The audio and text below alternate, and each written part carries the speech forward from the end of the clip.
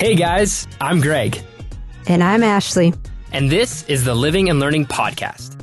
On this podcast, we speak with fascinating guests to uncover how they've experienced life change by crossing cultures, Crossing borders, and expanding their worldview. So, let's dive in. Hey, what is going on? Thank you for spending a few minutes here with us on the Living and Learning Podcast. I'm really excited for this conversation where I had the opportunity to sit down with one of our student life staff members in our Baltimore program, Olivia Wyatt. Yes, I love hearing from Olivia and just her heart for student life. I feel like that's one of the things that we really want to implement at all three of our campuses is investment into the spiritual formation of a student and walking alongside of them as they do their semester. And so Olivia is going to be one of the team members that you're going to spend a lot of time with on that campus in Baltimore. And I'm excited for you guys to get to know her if you end up in Baltimore. So check out this episode.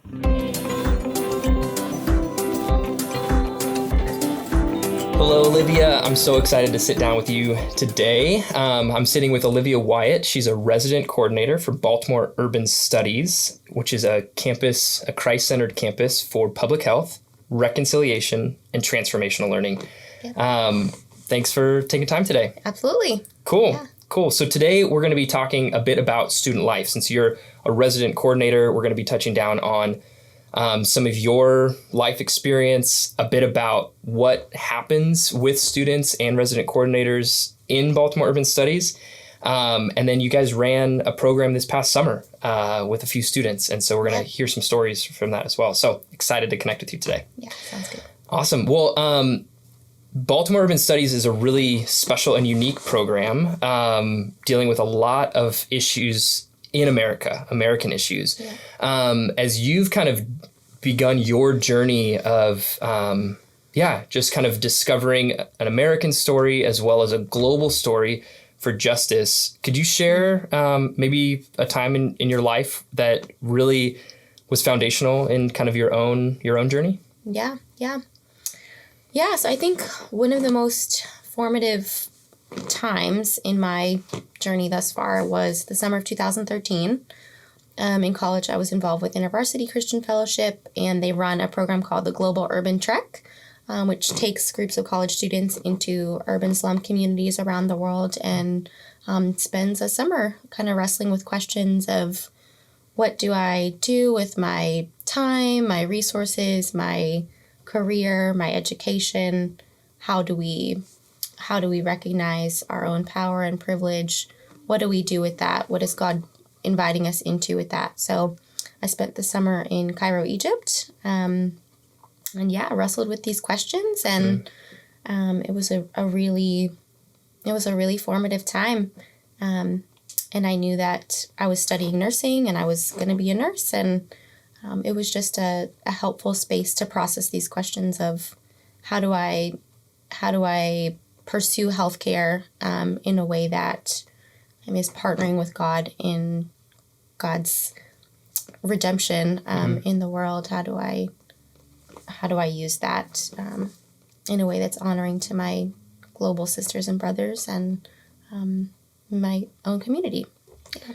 That's awesome. Yeah, earlier you were sharing a bit about how in the midst of that program, maybe some InterVarsity staff or maybe it was some people there locally were really helpful in really unpacking these questions as you were confronted with them. What did that look like on that program as far as staff and people to kind of walk alongside that with you? Yeah, definitely. It was a really, challenging experience, and I definitely would not have been able to process healthily without our staff workers who were on the journey with us and throughout college as well. But having daily devotions together. We worked through the book of Amos over the summer and dug into questions of economic justice and how do we grapple with that? There were formal times and informal times, and we got to see our staff being vulnerable too with us. We were very much on the journey together and shared what was challenging, what was joyful, what was sharing what was God doing in us. So it was really, really important to have those staff people sharing life with us, sharing space too. We were all living in the same apartment building in Cairo. So we got to do a really, got to learn a lot about what life in community was like together. Awesome. Yeah. And so now you find yourself, you're an RN, a registered nurse. So as we think about Baltimore Urban Studies being a Christ-centered campus for public health, you come with this kind of nursing and healthcare background. Yeah. But then also some of the other things we think about with Baltimore Urban Studies is transformational learning and reconciliation. And so just like on that program, you had people walking alongside with you, you now find yourself on the other side, getting to be that mentor and guide. But also it sounds like participant in a lot of ways too, as you're continuing to journey. So could you share maybe a little bit about how in Baltimore Urban Studies, your role as a resident coordinator, what does that look like to walk alongside students and kind of unpack some of this? Yeah. Again, I think both formal and informal. We do one-on-one check-ins with students. We are wanting to do small group time with students. So that would be kind of a formal setting of processing together. What are you learning? What am I learning? What might God be saying about those things, or inviting you into, inviting me into?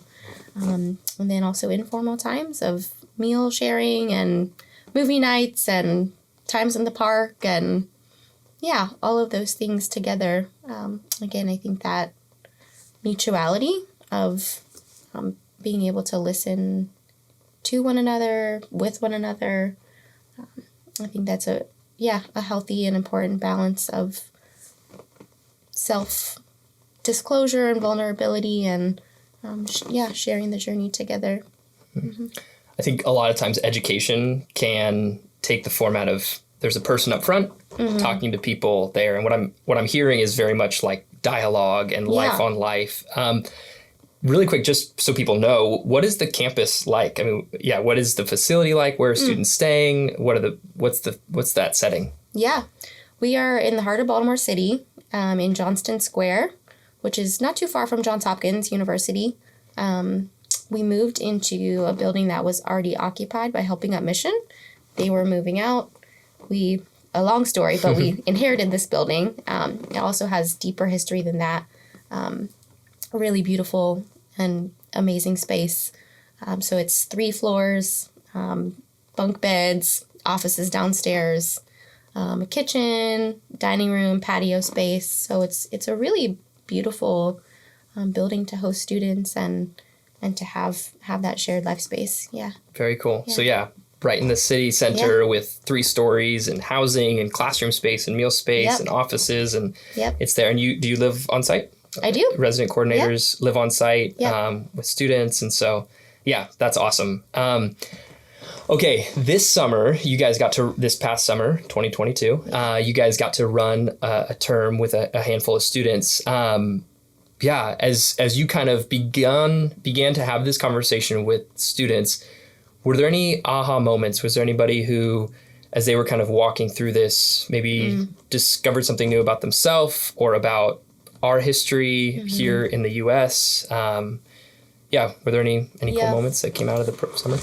Yeah, one moment that comes to mind, it was early on in the term. I think it was actually maybe the second or third day, we did a driving tour of Baltimore, led by 2 sisters from a different organization. And we drove around the city and learned about the history and culture and historical inequities. We looked a lot at redlining, food injustice, just various issues within the history of the context. And it was a heavy time. It was quite full and emotionally taxing. And we came back to campus and we debriefed as a staff with our students.